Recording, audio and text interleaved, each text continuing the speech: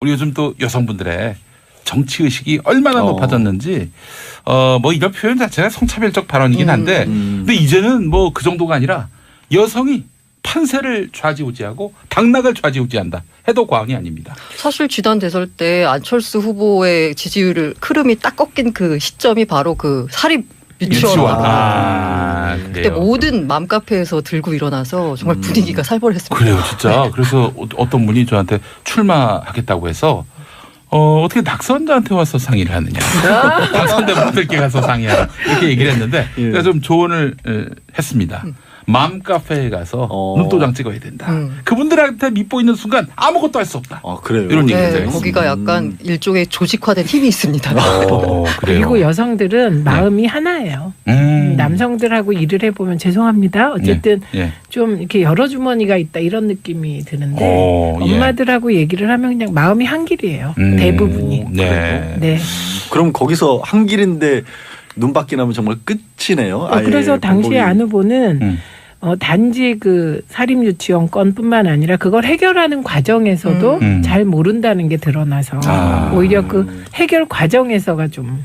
근데 그럼 이번에 재수를 엄마들 입장에서 보실 때는 재평가를 나서시는 거죠. 서울시장에 나선다면은. 근데 지방자치단체라고 하는 게 사실 이제 여성의 입장에서 좀 이제 정치와 생활의 밀착화. 그러니까 그 정치가 내 삶을 바꾼다라는 것을 어머님들이 이제 여성들이 받아들인 건데 서울시장은 더 그렇잖아요. 그 대선보다도 훨씬 피부에 와닿는 지방자치단체라고 하는 게 공약 하나 내놓는 것마다 하나하나가 내 삶에 그대로 연결이 되다 보니까 더 민감하게 받아들일 텐데 안철수 이제 후보로 나서신다고 내일 나서신다고 하니까. 자, 그래서 자연스럽게 서울시장 선거 이야기를 한번 해보도록 하겠습니다. 자, 3파전으로 이제 가는 거죠? 그렇게 된다면? 3-3이 되겠죠. 그러니까 3-3이라는 의미가 다른 게 아니라 일단 전체 구도를 놓고 봤었을 때 말씀드린 안철수 후보가 바른미래당에서 나오고 이제 그 어떤 모양새를 갖추기 위해서 바른미래당 의원들이 서울시장에 출마해 달라라는 요청을 했죠. 김수민 의원이나 오신환 의원이 얘기를 했고 그걸 받아서 내일 이제 기자회견을 해서 정식 발표를 할 예정이라고 하고요. 조금 앞당기자는 얘기도 있었는데 일요일 날 하자고 그러더니 만우절이었고 또 오늘 생각을 했더니 또 4.3이 걸리고 해서 하루 미뤄서 4.4. 내일. 그런데 4.4니까 왠지 좀 날의 어감이 좋지가 않아서. 하여튼 뭐 날을 받으신 거죠. 그렇게 받으신 거니까 그렇게 해서 안철수 이제 바른미래당에서 나오신 걸로 됐고 제가 3.3이라고 한 이유는 민주당 후보가 이제 또 3파전이잖아요. 내부에서도. 그렇죠. 현재 박원순 현 시장이 또 3선으로 또 3이 또 겹치네요. 거기. 도전에 나서고 박영선 의원 이제 다시 재수하시는 셈이잖아요. 사실은 나서는 거고 우상호 의원도 이제 점점점 사실 생각보다 많이 이름을 많이 알리고 계세요. 386이니까 또 3이 들어가네요. 그렇네요. 묘하게 3이 자꾸 나오네요. 3이. 하여튼 동양에서는 3을 좋은 길한 숫자로 치니까 그렇게 해서 결정이 돼서 나오면 3이 하나가 나올 거고 자유한국당에서도 김문수 전 지사, 경기지사가 아마 나서실 걸로 지금 생각이 되고 있어요. 확정된 거 아닙니까? 확정이 거의 된 것 같아요. 이제 어쨌든 자유한국당 입장에서 서울시장 후보를 내지 않는다라고 하는 거는 제1야당인데 시장 후보도 못 낸다는 게 너무 안 되다 보니까 찾다가 그렇게 가신 것 같습니다. 자, 안철수 바른미래당 이 인재영입위원장이죠. 현재 그 공식적인 그 직함이. 자, 근데 여론조사 결과 여러 가지를 보니까 말이죠. 지금 상태로 과연 민주당을 꺾을 수 있을 것인가라고 했을 때 그다지 이렇게 가능성을 두는 분들이 많지 않아서 말이죠. 근데 안철수 지금 이제 후보 곧 되겠죠. 후보 입장에서는 안 나서실 수도 없는 것 같아요. 일단 바른미래당에서의 그래도 대선 주자 아니었지 않습니까? 대선 주자로서의 정치인으로서 지금 의원도 아니고 그래도 당직을 맡고 있는 것도 아니고 여기서 그냥 있으면 정말로 잊혀질 수도 있으실 것 같고 또 2위를 하더라도 서울시장에서 2위 정도에서 어느 정도 투표율을 가져가실 수만 있다면 본인 정치인으로서 경쟁력을 가지는 데 도움이 될 수밖에 없다. 크게 몇십 % 좀 차지한다면 그리고 안 나서 버리면 그러면 바른미래당 당 전체를 놓고 봤었을 때도 새로운 출발이라고 하는 명분도 없어지지 않느냐. 그리고 무엇보다 정말 죄송한 얘기지만 자유한국당이 크게 지지를 지금 못 얻고 있는 상황이기 때문에 여기서 나서서 2등이라도 차지하면 오히려 그 전체 구도로 봤었을 때 유리하다는 판단을 하시겠죠. 그렇죠. 지금 보수 제1당이 되기를 원하는 바른미래당으로서는 아니 그렇게 싫어하십니다. 보수 1당이라고 하지 않고 예. 제3지대이기 때문에. 그러니까 지금 1등 하기보다는 2위 경쟁이 치열해지지 않을까요? 네. 예, 그래서 자유한국당하고 바른미래당 후보 간의 2위 경쟁이 치열할 것 같고요. 지난 대선 때 서울에서는 2등을 했어요. 안철수 후보가. 예. 그래서 2등을 하게 되면 서울에서 만약에 바미당 후보가 2등을 하게 되면 어차피 지방선거 후에는 정계 개편이 되지 않겠습니까? 그 정계 개편의 주도권을 바미당이 질 수 있죠. 의석수와는 상관없이. 네. 그쪽에서는 바미당이라고 하는 걸 싫어합니다. 바른미래당. 바른미래당이다. 네. 예. 자, 서주영님, 양언니 말씀도 참 예쁘게 하시네요. 이러셨고. 예. 자, 임종현님 그리고 2330번 쓰시는 분 최민희 의원님. 머리에 혹시 헤어롤 오늘 좋은 일 있으신가요? 예. 앞머리가 너무 많이 길어가지고 자르질 못해갖고요. 어디 가서 파면 선고하신다는 얘기도 있던데. 누구를 파면하시려고. 뒤에도 마신 거군요. 네. 이쪽 안쪽으로도. 앞머리만 있는 게 아니라. 네. 근데 그 김문수 전 지사는 잘 알죠, 저희가. 그런데 정말 우리가 과거의 소설을 보면 어떤 사람이 극적으로 막 이렇게 변하고 소설까지 있잖아요. 카피탄리. 그거를 제 인생에 아는 사람이 이렇게 하는 걸 본 거죠.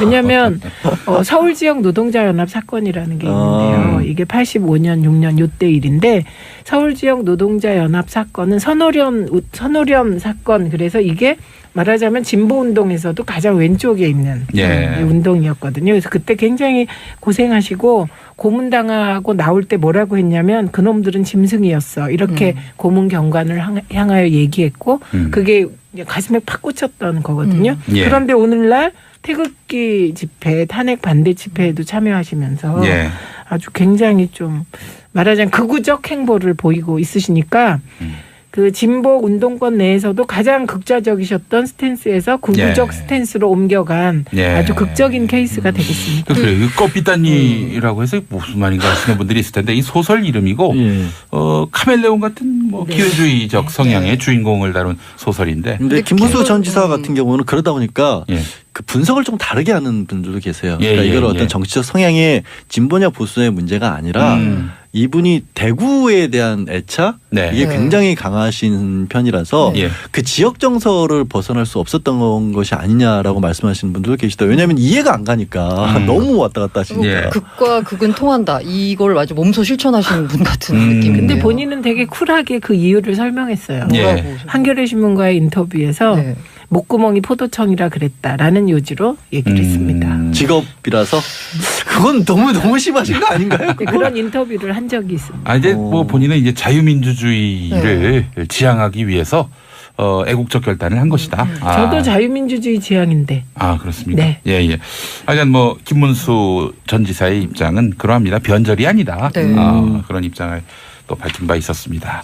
자, 그래요. 일단 김문수 전 지사가 지금 서울시장 출마를 또 천명한 상태고요. 그런데 자유한국당이 이번 선거부터는 선거비를 본인이 내도록 하겠다. 그전에는 뭐 큰 선거 같은 경우 당에서 좀 지원해 준 면이 있었는데 이번엔 알아서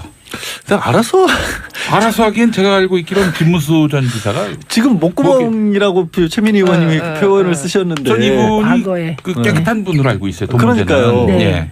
그럼 어디서 나죠? 그러니까 그게 이제 사실은 문제인데 게다가 또 지금 자유한국당 정치인들 상당수가 15%도 득표 못하면 이거 선거비 보전을 못 하잖아요. 못 받잖아요. 10% 이상은 50%. 예, 그렇죠. 10% 넘었다고 15% 안 되면 절반이 타격이 큰데 절반을 이제 사실은 본인 돈으로 해야 하는데 서울시장 선거가 제가 알고 있기로는 한 30억은 넘겠어요. 제가 이건 예언할 수 있습니다. 15% 받습니다. 그게 걱정하지 마십시오. 서울에서도 15%가 나올까요? 김문수 15% 나올 것 같아요. 전 지사가요. 그게 한번 가늠자가 될 수도 있을 것 같아요. 홍준표 후보 대선 때는 20% 넘었어요. 간신히. 전체 2위였어요. 아니 홍준표 대표는 3위였습니다. 서울에서 한 21% 정도 됐었을 거예요. 득표율이. 그러니까 지난 대선 벌써 이제 1년 됐는데 그때랑 지금이랑도 우리가 이제 15% 20%대에 여전히 이제 뭐 박 전 대통령을 지지하거나 이런 성향으로 분류되는 분들이 마음을 안 바꾸셨나를 서울시장 선거에서도 볼 수 있을 것 같아요. 더군다나 이제 그분들이 안철수 후보가 나선다고 하면 네. 그 표가 안철수 후보께로 갈 수 있을지 안 갈 수 있을지를 득판가름해보는 가능성이 될 수 있을 것 같고 네. 결국 이제 김문수 전 지사를 내신다고 하는 것은 자유한국당이 입장 정리가 좀 저는 됐다. 그러니까 확장성보다는 네. 그냥 확실한 쪽으로 가자. 콘크리트 쪽으로 가자. 아, 그런데 말이죠. 네. 그거 사실은 도시 선거는 좀 뭐랄까요? 좀 중도적 색깔을 가진 분을 내세우는 게. 아니 그러니까 그게 지금 찾을 수가 없다라는 그러니까 기왕이면 네. 아니 그래서 뭐 여러분들을 태핑을 했는데 다 안 싫다고 됐어. 하셨잖아요. 안 됐고 뭐전 서울시장도 그랬었고 오세훈 시장도 그랬었고 홍정욱 전 의원도 그랬었고 예. 또 최근에 이제 김병준 교수 같은 경우도 네. 노크를 해봤습니다만은 다 안 됐던 게 예. 그래서 저는 후보의 포기가 아니라 당의 입장 용지로 가지 않을까 라는 생각도 들어요. 안 그렇고는 어떻게 김문수 전 지사를 내세우고 있어요. 예. 아니 그래서 최근 또 보다 보니까 뭐 황교안 전 총리 설도 나오던데. 제가 이제 보면요 법조인 출신들이 정치권에 나서기 굉장히 어려운 게 네.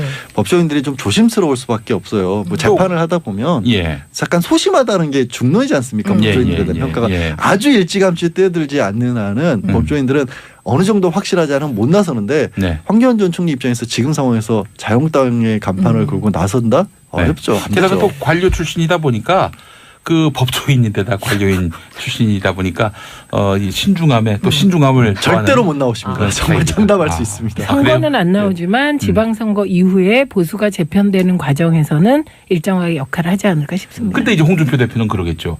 아니 이건 내가 한번 출마해달라고 했는데 그때는 아무 대답도 안 하고 이제는 나온다고 했어요. 이 말이 돼요. 그러면 그 시점에서는 아마 홍준표 대표가 예. 그런 시점이 됐었을 때도 그런 목소리를 낼 수 있는 자리에 계속 계실지 본인은 의지를 갖고 있어요. 6석. 예? 6석이 안 돼서 거기서 밀려나실지. 광역단체장. 6석. 근데 본인은 지금 6석 안 되더라도 계속해서 남겠다고 하시잖아요. 자, 6개의 광역단체장 자리. 그러면 뭐 일단 영남으로 한번 쳐보죠. 네. 부산, 울산, 대구 그리고 경남, 경북이 5개. 이 5개는 충남. 네, 피닉대의 등장으로 충남이 부활. 충남까지. 와 진짜 그분은 정말. 그래요. 그게 정말 인재 저 초등학교 제주도. 제주도. 네. 원희룡 지사의 제주도. 네. 그러면 7개까지도 바라볼 수 있겠네요. 그렇죠. 예. 뭐 가능성이야 뭐 바라볼 수 있다는 얘기로 드렸습니다. 예. 제가. 예.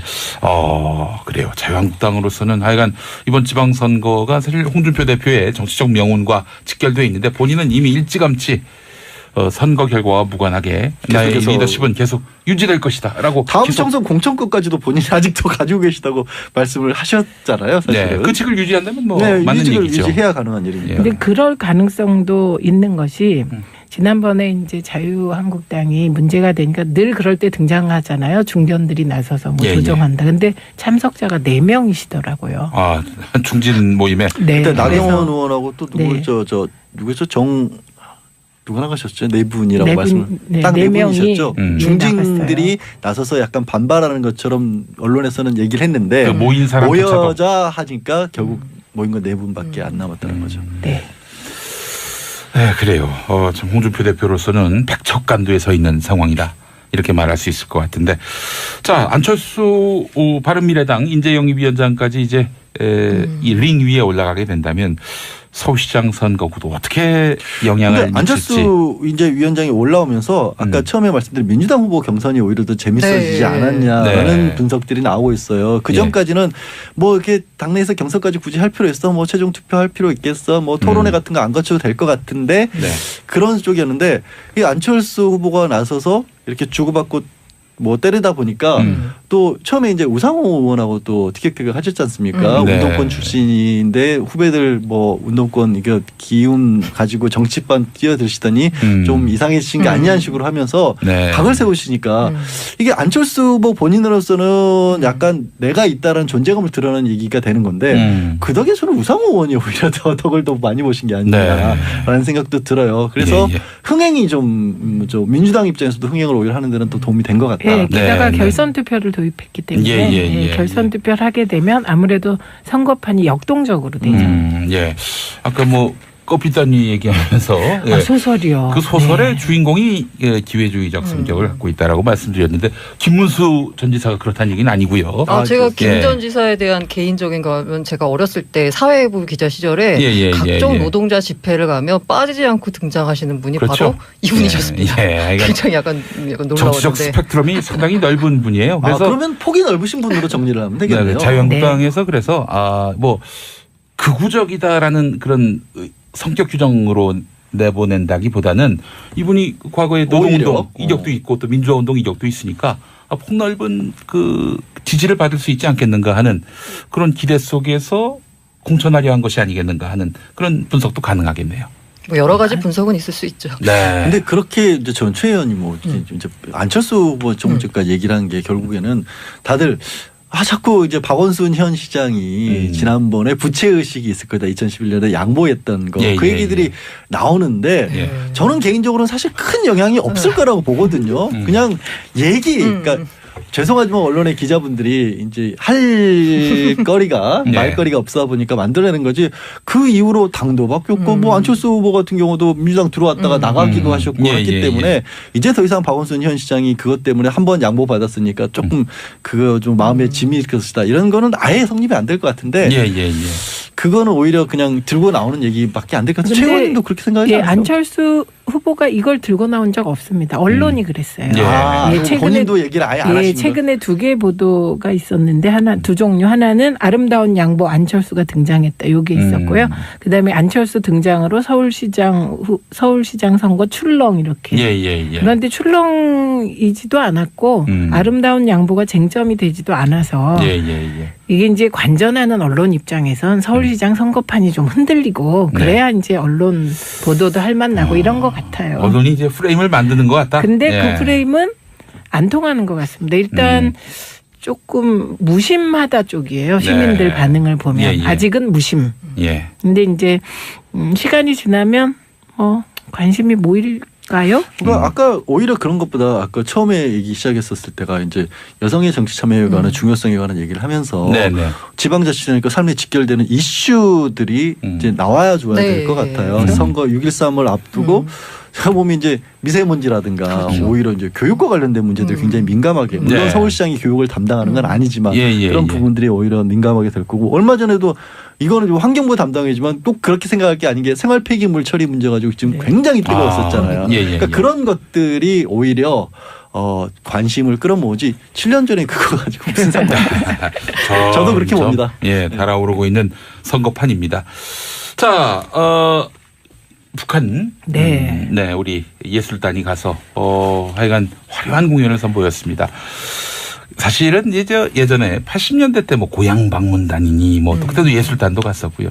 그때 보면은 그 상대방 지역에 가서 이렇게 공연을 함에도 불구하고 체제 경쟁적인 그런 요소들이 강했어요. 어떻게 하면은 평양 주민들을 좀 폄하한다든지 또 북측에서도 남쪽의 상황을 폄하한다든지 이런 식으로 긴장감을 늦추지 않았는데 이번에는 서로 절실하게 우리 손잡자 이런 분위기가 강렬해서 아주 보기 좋았던 그 공연이 아니었나 하는 생각이 드는데요. 네, 그런데 거기 오게티가 있었습니다. 그 행사장에 공연장에 남한에서 올라간 기자들이 자유롭게 취재를 못했다고 합니다. 그래서 공연장 입장을 거부당했다고 해요. 근데 과거 같으면 이런 것을 대하는 북한의 자세가 항의를 받으면 뭐 그런 거 갖고 그러냐 뭐 이렇게 얘기를 했을 텐데 완전히 달라졌습니다.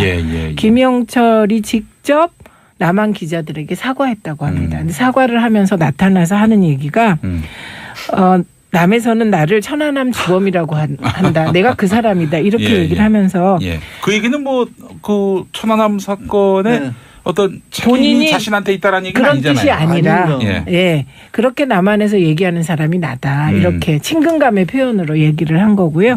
그리고 이제 변명을 한 겁니다. 김정은이 갑자기 나타나서 신변보호를 하다 보니 그 소위 보안팀하고 뭐 나머지 팀이 잘 협동이 안 됐다. 뭐 그렇게 얘기를 해서 뭐 여러 가지 돌출 질문을 막으려는 시도도 되겠지만 그거보다는 어쨌든 태도가 바뀐 겁니다. 진짜 그렇죠. 깜짝 놀랐어요. 사실 사과를 기자들에게 사과를 한다는 게 야, 그것도 김영철이 직접 와서. 네. 그러니까 2층 통제를 하라고 지시를 내렸는데 전체 통제를 해버렸다 보안 요원들이. 네. 그거는 자기네들의 어떻게 보면은 기밀 사항이기도 하고 전체 통제라는 게 당연할 수도 있잖아요. 김정은 위원장이 왔는데 그런데도 불구하고 남원 기자들에게 와서 잘못했다는 얘기, 게다가 천안함 폭침 얘기를 스스럼 없이 자기가 자기 입으로 꺼낸다. 김정은 위원장도 그랬잖아요. 우리 레드벨벳한테 가가지고 내가 레드벨벳 볼지 안 올지 관심들이 많다고 남한 언론이 얘기를 하던데 그러니까 우리 쪽에서 무슨 얘기하고 있는지를 우리도 다 알고 있다는 얘기를 하고 있잖아요. 너무 신기하던데요. 저는. 그게요. 북한의 휴대전화 보급률이 몇 대인지 아세요? 370만 대 정도라고 합니다. 인구가 얼마죠? 북한 인구가 2천만? 좀 넘는 걸로. 그 정도입니다. 그러니까 370만 대가 보급이 됐는데 이 370만 대가 보급됐다는 이 얘기는 이후에 600만 대 막 이렇게 간다는 뜻이고요. 그리고 이제 스마트폰 보급률이 중요합니다. 왜냐하면 스마트폰과 이 인프라가 얼마나 깔렸냐가 중요한데 그게 깔리면 이제 북한도 더 이상 폐쇄 사회일 수 없는 거죠. 알겠습니다. 김정은 위원장이 거기 출연진들하고 같이 찍은 사진을 보면서